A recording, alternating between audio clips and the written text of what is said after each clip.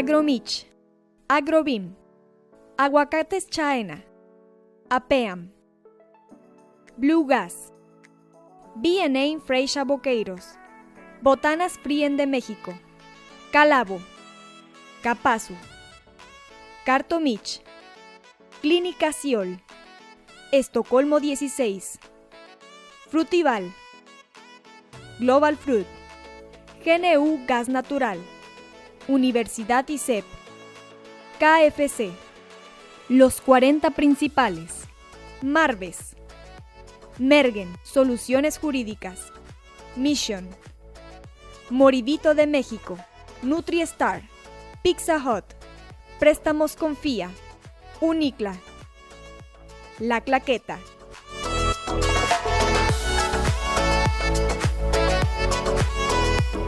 Presentan Semana de Cultura Laboral 2023, fomentando la salud física, organizada por Canacintra Uruapan, el Honorable Ayuntamiento de Uruapan y la Universidad Don Bosco.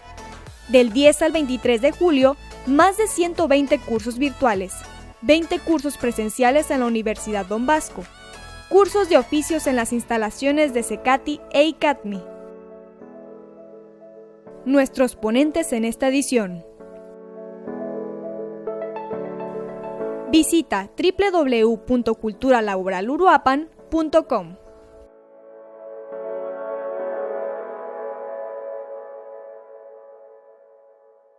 Gobierno Municipal, Universidad Don Bosco y Canacintra Uruapan presentan Licenciada América Judith Abarca Castellanos.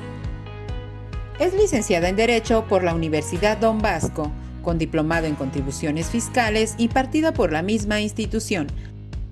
Aprobada como actuaria en curso impartido por el Poder Judicial de la Federación y aprobada como actuaria laboral en curso impartido por el Poder Judicial del Estado de Michoacán.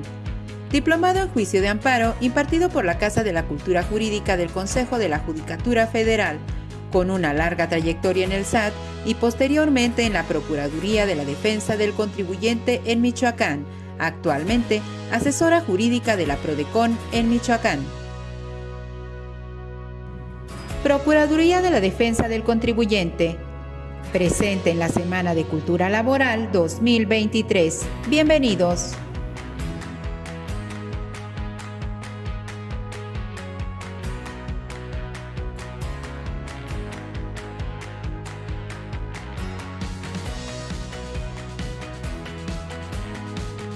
Para la exposición, permítanme un minutito.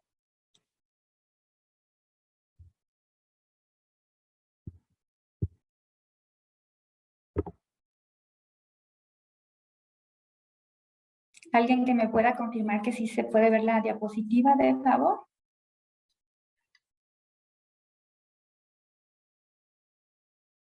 Bueno. Se ve correctamente. Gracias. Bueno, bienvenidos a este curso que la PRODECON tiene el honor de que haya sido invitada por Canacintra Uruapan, lo cual agradecemos este espacio para darnos a conocer y asimismo también a todos ustedes decirles e informarles pues de todos los servicios que ofrecemos nosotros como institución al servicio del contribuyente y el ciudadano. En este tema vamos a ver lo que son los criterios relevantes emitidos por la PRODECON. Bueno, en un principio les quiero comentar y aclarar que estos criterios vienen siendo de sentencias favorables que obtiene PRODECON de juicios contenciosos que interpone ante el Tribunal Federal de Justicia Administrativa. Vamos a comenzar a ver algunos de ellos, pero antes les quiero presentar o introducirles qué es la PRODECON y qué son los servicios que nosotros ofrecemos como institución, aclarando que todos ellos son de manera gratuita. Bueno, ¿qué es la PRODECON? Es un organismo público descentralizado con autonomía técnica, funcional y de gestión. Fue creado por el Congreso de la Unión con el fin de garantizar el derecho de los contribuyentes a acceder a la justicia en materia fiscal. Es el primer ombudsman Ahora le dicen ombudsperson, que significa defensor del pueblo. Fiscal mexicano, cuyo fin es proteger, defender y observar los derechos de los contribuyentes, así como la revisión y mejora permanente de las acciones y prácticas de las autoridades fiscales federales. Como consecuencia de la reforma de 2004, el 5 de enero, ese mismo año, se publicó en el Diario Oficial de la Federación la adición del artículo 18b en el Código Fiscal de la Federación, donde se estableció por primera vez que la protección y defensa de los contribuyentes y de sus derechos en materia fiscal estaría a cargo de la Procuraduría de la Defensa del Contribuyente, que sus siglas son PRODECON. Pero fue hasta el 4 de septiembre de 2006 que PRODECON surge por decreto de ley al publicarse en el Diario Oficial de la Federación su ley orgánica. Para la presentación gráfica del logotipo se eligieron elementos derivados de la cultura mexica, la cual representa la riqueza y diversidad de nuestra milenaria cultura indígena. Como pueden ustedes observar, PRODECON, su logo es un ojo, que significa pues que está observando todo, referente a la actuación de las autoridades fiscales federales. La unión de los glifos pues significa grabado, oyin, movimiento, la towa, palabra, significa palabra en movimiento y representan la vocación de PRODECON de convertirse en Tepatlatuani, el que aboga con la palabra. Los rasgos gráficos envolventes representan la protección y defensa del contribuyente y la conjugación de los elementos visuales. También remiten al ojo observador de las prácticas de las autoridades fiscales federales. Bueno, quiero hacerles mención, y nos sentimos en institución muy orgullosos de ello, que PRODECON, comprometido con los servicios que presta, pues se encuentra certificado bajo la norma ISO 9001-2015, lo que hace que sus procedimientos sean de calidad. Fundamento legal, pues que le da vida a la PRODECON, viene siendo, como todos sabemos, emana de la Constitución Política de los Estados Unidos Mexicanos. En su artículo 17, las leyes preverán mecanismos alternativos de solución de controversias. Artículo 102, apartado B, el Congreso de la Unión y legislaturas de las entidades federativas, en el ámbito de sus respectivas competencias, establecerán mecanismos de protección de los derechos humanos que ampara el orden jurídico mexicano, los que conocerán de quejas en contra de actos u omisiones de naturaleza administrativa. ¿Cuál es la competencia de la PRODECON? Bueno, aquí van a ver ustedes varios logos de diversas instituciones federales, pues conocidos para todos. Competencia, pues para ver asuntos de actos emitidos por autoridades federales como el SAT, que es el Servicio de Administración Tributaria, el IMSS, que es el Instituto Mexicano del Seguro Social, a su vez el Infonavit, CONAGUA. Aquí les hago una aclaración. Lo que viene siendo la institución del FOBISTE o Infonavit, PRODECON no es competente para ver asuntos de esta. Pero, sin embargo, para no dejar en desprotección a lo que viene siendo el contribuyente o el ciudadano, existe en el Poder Judicial de la Federación la Defensoría, que tiene defensores especializados en materia fiscal y administrativa, y ellos sí ven temas del FOBISTE, y para los que gusten o tengan alguna duda o situación con esta institución, pueden acudir con ellos y también sus servicios son gratuitos. ¿Cuál es la misión de la PRODECON? Garantizar el derecho de los contribuyentes a recibir justicia en materia fiscal en el orden federal, a través de la prestación de sus servicios gratuitos, así como en la recepción de quejas, reclamaciones o emisión de recomendaciones públicas a las autoridades fiscales federales, a efecto de que lleguen a corregir aquellas prácticas que indebidamente lesionan o les causan molestias excesivas o innecesarias a los contribuyentes. Servicios que da la Prodecon. Bueno, esa foto que ustedes ven, pues es la entrada principal a nuestra institución, que estamos aquí en Avenida Madero. Y viene siendo, les vuelvo a reiterar, todos estos servicios son de manera gratuita, ágil y sencilla en los siguientes servicios: de orientación, asesoría, consulta, representación legal y defensa, quejas y reclamaciones, acuerdos conclusivos como un medio alternativa de solución con las autoridades fiscales. Representación legal y defensa del contribuyente. Prodecon se constituye como un abogado de los contribuyentes ante autoridades fiscales y tribunales federales. Bueno, inciso B, aquí vamos a ver lo que viene siendo el límite para poder representar de manera gratuita a una persona física o moral. Y nos dice que siempre que el monto no exceda de 30 veces el valor de la UMA al año, viene siendo 1,135,953 pesos a partir del 1 de febrero de 2023.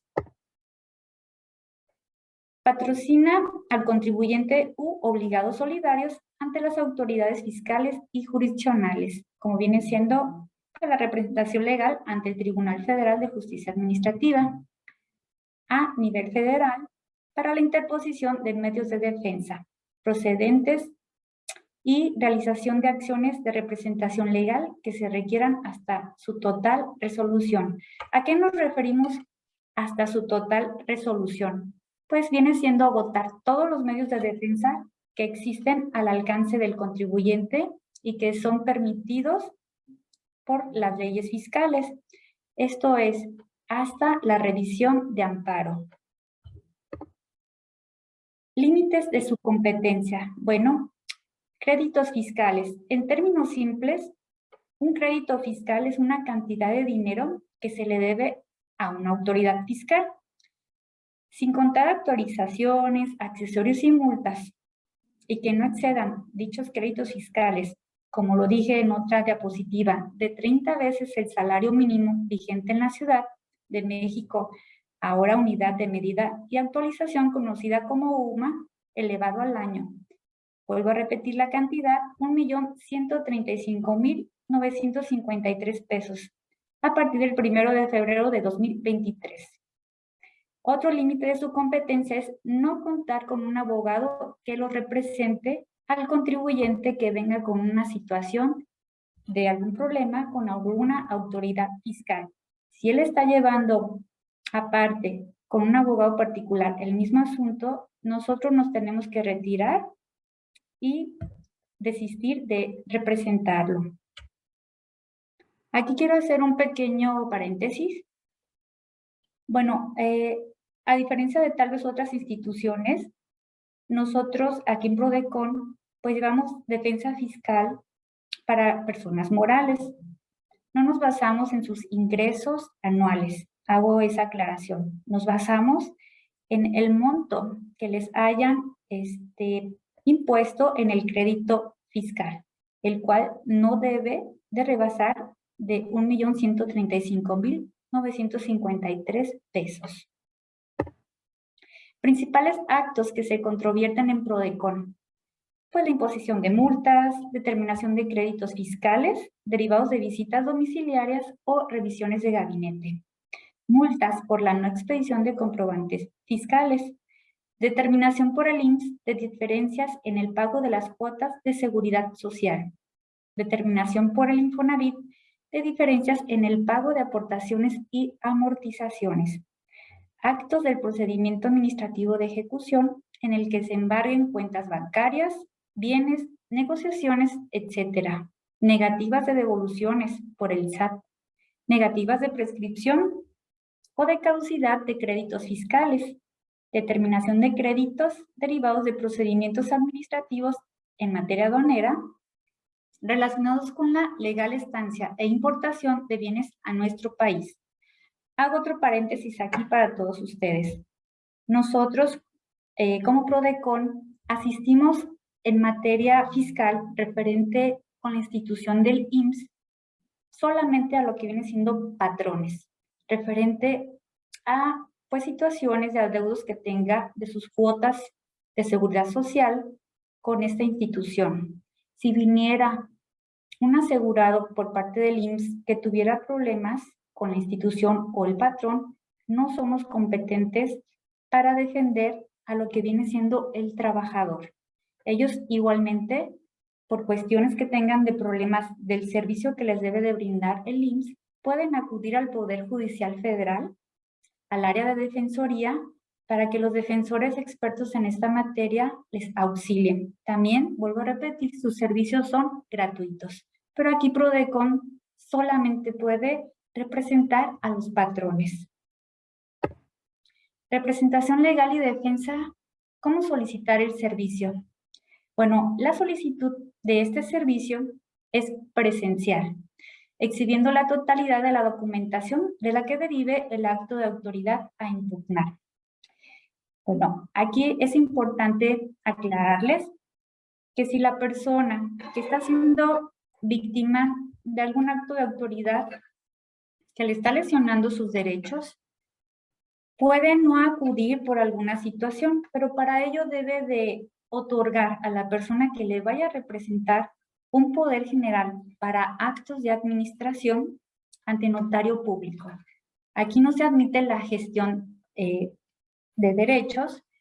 Entonces, si no traen un documento notarial con ese poder específicamente para actos de administración, no es posible otorgarles el servicio de representación legal a la persona que mande a alguien, a un tercero, a representarle. Criterios jurisdiccionales obtenidos en sentencias favorables dictadas por el Tribunal Federal de Justicia Administrativa. Vamos a ver algunos de estos criterios que son los más relevantes. Bueno, para ellos nos dice que estos criterios son aquellos obtenidos por PRODECON en su carácter de abogada defensora de los contribuyentes en el ejercicio de atribución que le confiere el artículo 5º, fracción 2 de su ley orgánica y que trascienden en beneficio de los derechos de los contribuyentes. Lo que les decía a un inicio, estos criterios jurisdiccionales que emite PRODECON y que están en su página web, en un momentito más, en otras diapositivas, les voy a enseñar y mostrar cómo ingresar a estos criterios de una manera muy ágil y fácil, porque nos pueden servir para orientarnos o para si somos abogados fiscalistas o contadores que nos quisiéramos auxiliar de estos, pues nos sirven de gran medida porque son ya sentencias emitidas favorables de asuntos ya ganados por PRODECON. Bueno, aquí vamos a ver los pasos para poder ingresar a estos criterios jurisdiccionales a través de la página web de PRODECON. Pues inicialmente nuestra liga sería la www.prodecon.gov.mx. Esta pantalla que ven, pues sería donde está la flecha, el cuadrito que dice criterios y búsqueda y buscador de criterios, perdón. Paso a la siguiente. Esta pantalla, en su margen izquierdo, van a observar que dice buscador de criterios. Ahí nos va a dar acceso y daremos clic. Voy a pasar a la siguiente. Como pueden ver en esta pantalla, nos divide criterios normativos, criterios sustantivos y criterios jurisdiccionales y obtenidos en recursos de revocación, que es a los que nos vamos a abocar el día de hoy. Yo les sugiero a todos ustedes que si van a buscar en la flechita que dice que contenga, es la que yo les sugiero o les sugerimos de esta institución, porque ahí pueden poner lo que viene siendo frases completas y es más ágil la búsqueda y abarca más. O se pueden ir hasta el final, como pueden ver, dice criterios jurisdiccionales y obtenidos en recursos de revocación. Cualquiera de esas dos opciones nos va a llevar a los criterios jurisdiccionales. Bueno, ¿qué tipos de multas puede llevar a cabo su representación PRODECON? ¿O cuáles de estas son las que existen? Bueno, vienen siendo no presentar las declaraciones mensuales o la declaración anual. No cumplir con los requerimientos del Servicio de Administración Tributaria. No presentar la declaración de impuestos mediante los medios electrónicos que ofrece el SAT. Declarar pérdidas fiscales mayores a las que realmente se tuvieron. Omitir total o parcialmente el pago de contribuciones. No notificar al SAT sobre los impuestos retenidos o recaudados. Por todas esas situaciones, el SAT nos puede multar. Medios jurisdiccionales. Bueno, como medios jurisdiccionales tenemos las siguientes opciones para defender al contribuyente, que es el recurso de revocación, el recurso de inconformidad, que es exclusivo del IMSS y del Infonavit. Y por cuestiones ya de haber agotado esos dos recursos, tenemos por consiguiente el juicio contencioso administrativo. Solicitud de reducción de multa. Ese es un beneficio al que podemos acogernos siempre y cuando seamos candidatos. El Código Fiscal pues tiene esta figura en su artículo 74. También así la resolución miscelánea fiscal en sus reglas 2.14.15 a la 2.14.14 nos va a explicar todos los requisitos que se necesitan y que deben de acompañar el escrito de solicitud de reducción de multa para cumplir con todo lo que nos pida la autoridad fiscal y se presenta este escrito ante la autoridad recaudadora. De hecho, nosotros también podemos auxiliarles si es que después del análisis que se haga aquí en Prodecon sean candidatos para solicitar esta reducción, se les auxilia con el escrito y lo que vienen siendo todos los documentos que deben de ir acompañados. A partir del día siguiente, aquel en que tengas conocimiento de los importes de las multas, si te están practicando una auditoría o bien a partir del día siguiente a aquel en el que te sea notificada la resolución que contenga las multas fiscales, se puede interponer este escrito solicitando la reducción de las multas.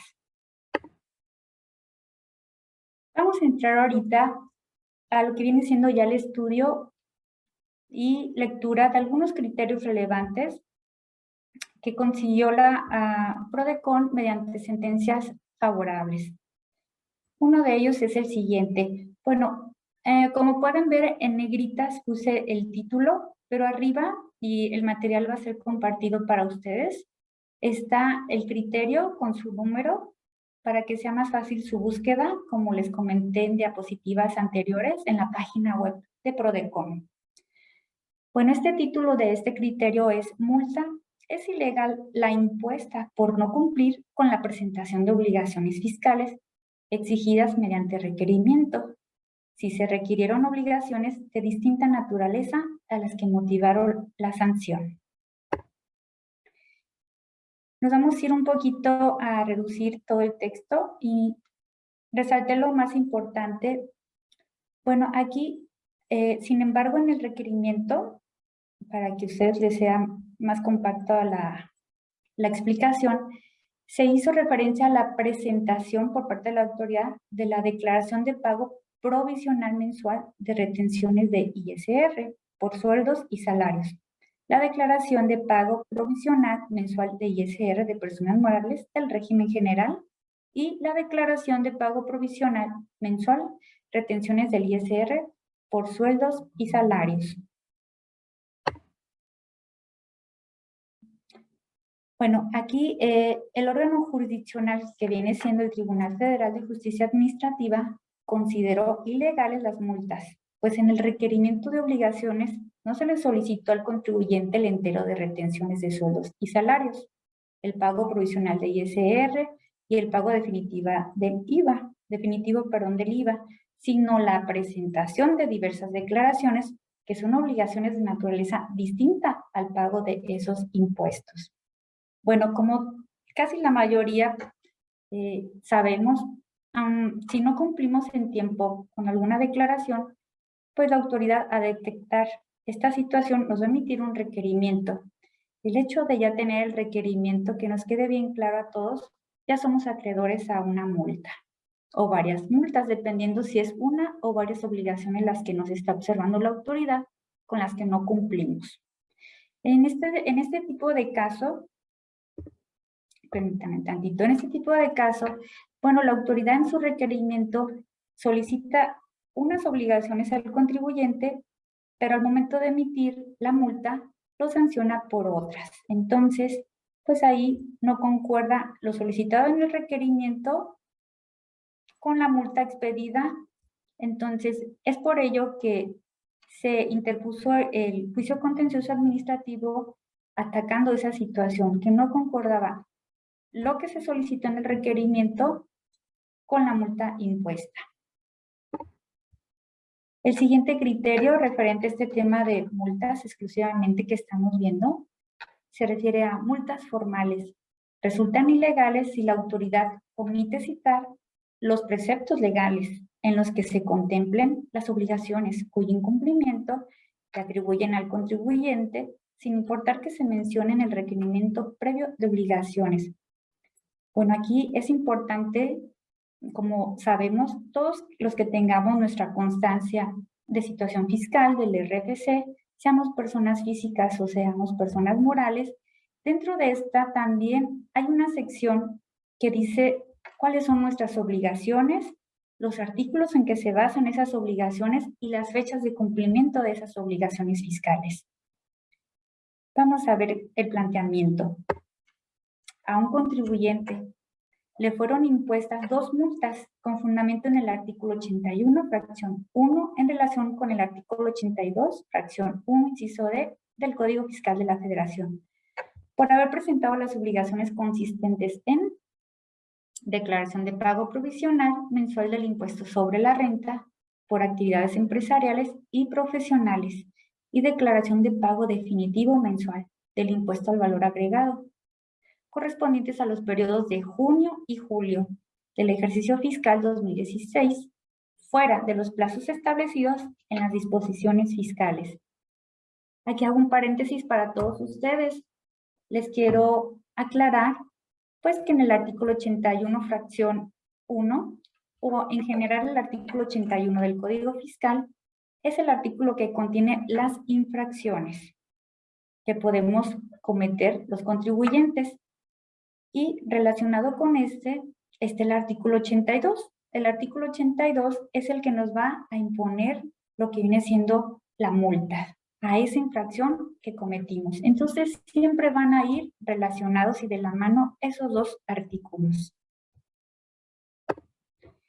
Los argumentos de defensa que pues hizo valer la PRODECON en el medio de defensa, valga la redundancia, que fue el juicio contencioso, fue que las multas impugnadas carecen del requisito de debida fundamentación y motivación legal previsto en los artículos 16 constitucional y 38 fracción cuarta del Código Fiscal de la Federación, toda vez que la autoridad omitió invocar como parte de su fundamentación los dispositivos legales que contemplan las obligaciones formales consistentes en la presentación de las declaraciones cuyo incumplimiento le atribuyen. El órgano jurisdiccional resolvió que la autoridad tenía la obligación de señalar o invocar dentro de las multas impugnadas no solo el documento que contiene el requerimiento formulado para el cumplimiento de las declaraciones correspondientes, sino también los artículos que las leyes especiales en las que se establece la obligación primigenia de presentar las declaraciones mensuales respectivas. ¿Qué pasó aquí? Bueno, la autoridad emite requerimiento a un contribuyente, posteriormente la multa. Le menciona las obligaciones en que fue omiso cumplir, pero no fundamenta los artículos en que dichas obligaciones se contienen. Ese hecho pues deja en estado de total indefensión al contribuyente y transgrede el principio de debida fundamentación y motivación que consagra el artículo 16 constitucional y a su vez el artículo 38 fracción cuarta del Código Fiscal Federal. Otro criterio referente a este tema de multa sería: multa es ilegal la impuesta por no cumplir los requerimientos de pago mensual definitivo del IVA y pago provisional mensual del ISR en el régimen de arrendamiento. Si previo a la emisión de estos se presentó la declaración normal trimestral que abarcó los periodos solicitados. Vamos a ver de qué se trata este asunto. Sus antecedentes son que en el mes de abril de 2021, pues un contribuyente persona física que tributa en el régimen de arrendamiento realizó la presentación de la declaración normal trimestral de enero a marzo del impuesto sobre la renta e impuesto al valor agregado. Posteriormente, la autoridad fiscal le requirió el cumplimiento, pero mensual, de dichas obligaciones por 2 periodos, enero y febrero, de manera individual. Bueno, vamos a aclarar esta situación. Ustedes saben que, bueno, las personas que son arrendatarias y a su vez los arrendadores, ellos pueden optar, perdón, la figura de arrendador es a lo que me quiero referir. El arrendador puede optar al presentar su primera declaración iniciando cada ejercicio, si se va a llevar todo el ejercicio presentándolas de manera trimestral. En este caso, el arrendador, pues así lo señaló en esta primera declaración que abarca el trimestre de enero a marzo. Pero la autoridad, pues no observó esa situación y le estaba exigiendo las declaraciones individualmente, no trimestralmente, enero y febrero, cuando él ya había cumplido con su declaración trimestral de enero a marzo. Los argumentos de defensa considerados en la sentencia que propuso PRODECON fue que previo a la emisión y notificación de los requerimientos, el contribuyente presentó la declaración normal trimestral del ISR e IVA de enero a marzo de 2021, de conformidad con el artículo 116, párrafo tercero de la ley del ISR, por lo que dichos requerimientos no tenían razón de ser. Vuelvo a repetir, en esta primera declaración del ejercicio para las personas que rentan inmuebles, pues es donde avisan a la autoridad fiscal que van a optar por presentar sus declaraciones trimestralmente. Vamos a ver qué nos resolvió el tribunal. El órgano jurisdiccional resolvió que el pagador de impuestos acreditó con el acuse de recibo de declaración provisional o definitiva de impuestos federales que antes de la emisión y notificación de los requerimientos de obligaciones que le hizo la autoridad por el mes de enero y febrero en lo individual, había cumplido con la presentación de las referidas declaraciones de manera trimestral, de conformidad con el artículo 116, párrafo tercero de la ley de ISR. No incurrió, por lo tanto, en infracción que se sancionó. Otro criterio pues sería multa. Es ilegal la impuesta por no cumplir con la presentación de la declaración en el plazo de 15 días hábiles establecidos en el requerimiento de obligaciones. Si en el apercibimiento no se señalaron con precisión los preceptos que prevén la infracción y la multa que serían aplicables. Los antecedentes son los siguientes. A la multa le antecede la notificación de un requerimiento en el que se indicó que no se tenía registrado el cumplimiento de diversas obligaciones y se le otorgó un plazo de 15 días para cumplirlo al contribuyente bajo el apercibimiento de que su cumplimiento era independiente de las multas a que se hiciera acreedora por la comisión de infracciones establecidas en el Código Fiscal de la Federación, sin especificar las disposiciones legales aplicables a las posibles infracciones y sanciones. Pues, ¿qué pasó aquí? La autoridad fiscal emite el requerimiento, pero no fundamenta, como lo dice la parte final de estos antecedentes, no fundamenta o no hace mención de los artículos a los que esas infracciones se refiere y los artículos a las sanciones a que se haría acreedor el contribuyente. lo que nos deja en un estado de indefensión por no estar debidamente fundado y motivado dicho requerimiento. Los argumentos de defensa que hizo valer Prodecon fue: la multa se consideró ilegal, en virtud de que en el requerimiento de obligaciones que la motivó, la autoridad apercibió a la contribuyente de que su cumplimiento era independiente de las multas a que se hiciera acreedora por la comisión de las infracciones establecidas en el Código Fiscal de la Federación. Sin embargo, fue omisa en especificar en forma clara la infracción prevista que en el caso podría actualizarse. Para resumir, no puso el artículo de la infracción ni el artículo de la sanción o multa a la que se iba a hacer acreedor. El órgano jurisdiccional en sentencia resolvió que la multa pues era ilegal, pues en el requerimiento de obligaciones que le antecede a la multa no se realizó un apercibimiento efectivo en virtud de que la autoridad no informó a la contribuyente la infracción que se actualizaría específicamente con número de artículo para el caso de incumplirse y que daría lugar a la imposición de una multa. Igual, no mencionó los artículos de la multa o multas a que se vería acreditada para esta situación de no cumplir en el tiempo de los 15 días. Es por ello que por esta falta de precisión del fundamento legal tanto de la infracción como de la multa a que se iba a ser acreedor la contribuyente, es que se ganó el juicio. Otro criterio es multa.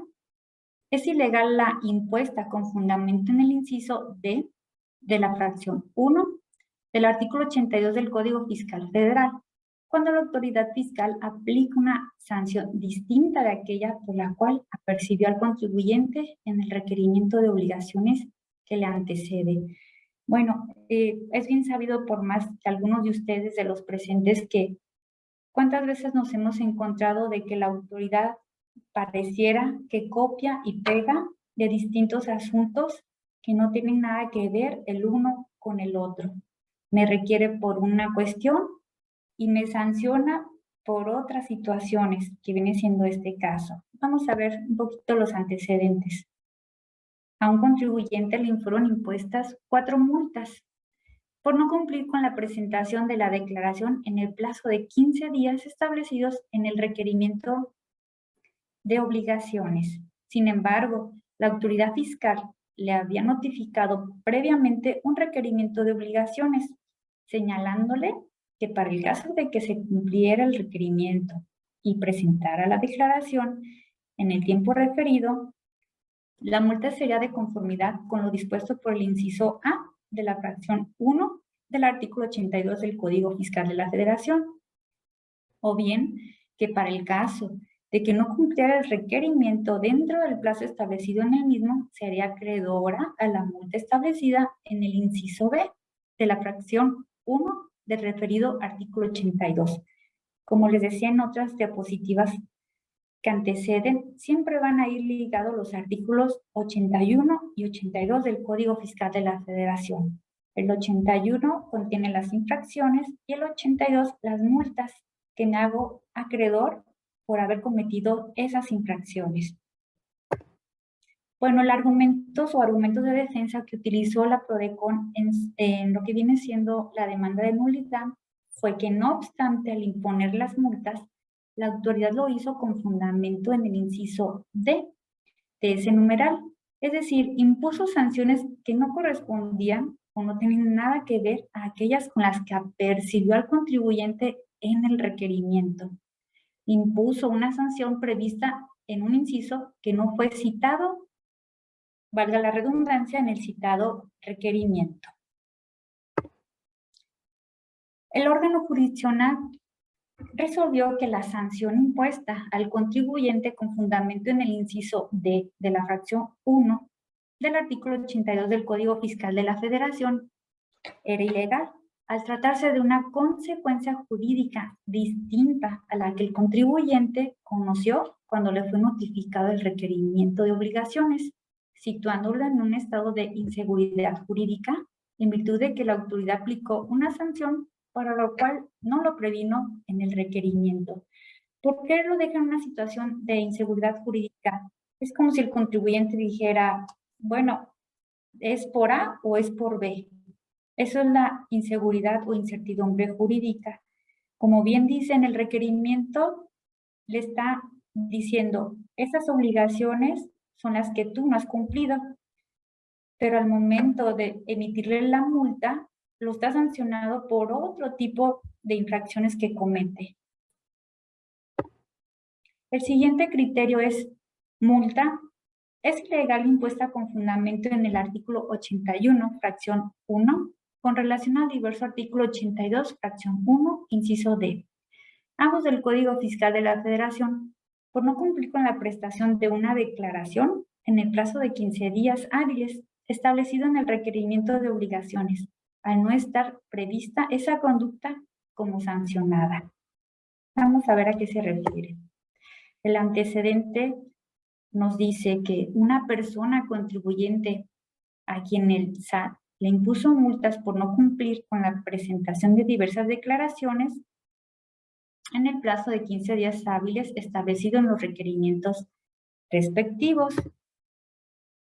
Bueno, los argumentos de defensa que consideró en la sentencia y que hizo valer Prodecon en la demanda de nulidad fue que las multas impuestas a la persona contribuyente se consideraron ilegales en virtud de que la sanción impuesta por no cumplir con la presentación de las declaraciones requeridas en el plazo de 15 días hábiles, lo pongo entre comillas, 15 días hábiles, pues no está previsto en el artículo 81, fracción 1, con relación al diverso 82, fracción 1, inciso D.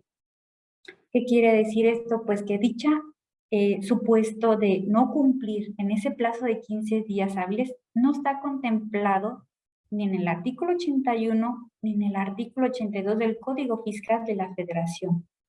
Vamos a ver qué nos dice en sentencia el tribunal. Bueno, las sanciones impuestas a la persona contribuyente consideró que lo que la autoridad pretende sancionar es no cumplir con la presentación de declaraciones en el plazo de 15 días establecido en el requerimiento. No existe dispositivo legal para sancionar el no cumplir con la presentación de las declaraciones en el plazo de 15 días. Así que esa multa no tenía razón de ser porque ni siquiera existe el precepto legal que le dé vida. Bueno, vamos a ver el siguiente, que es juicio de nulidad. Es infundada la causal de improcedencia y sobreseimiento por extemporaneidad respecto de los requerimientos de obligaciones omitidas. Si la persona contribuyente los controvierte de manera conjunta con las multas por ser actuaciones que dan origen a estas y tratarse de resoluciones definitivas. Los antecedentes sería que, pues dentro del juicio de nulidad, la autoridad planteó la causal de improcedencia y sobreseimiento respecto de los requerimientos de obligaciones que dieron origen a las multas impugnadas, aduciendo que no se trataban de resoluciones definitivas. Bueno, ese es el punto de vista de la autoridad fiscal. Vamos a ver qué nos dice el órgano jurisdiccional.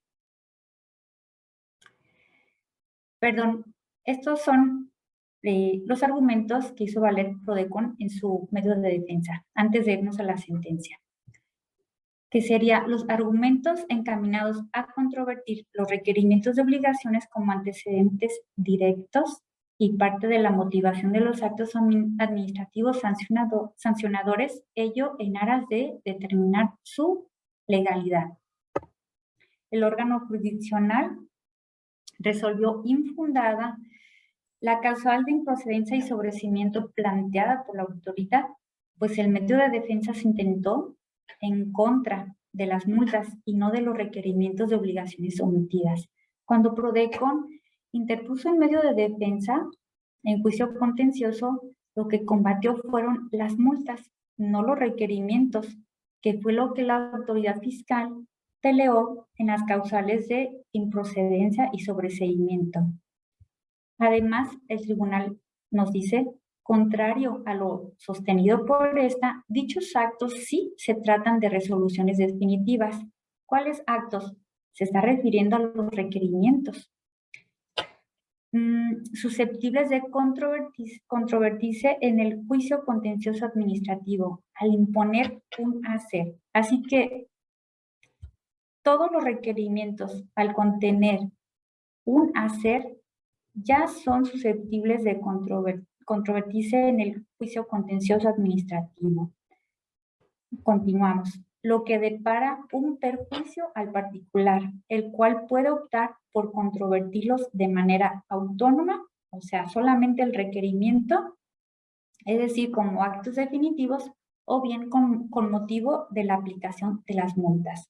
El contribuyente aquí, para todos ustedes, puede optar por controvertir o impugnar por separado o en conjunto el requerimiento o el requerimiento a su vez con la multa, porque el requerimiento es el antecedente de esta, o sea, de la multa.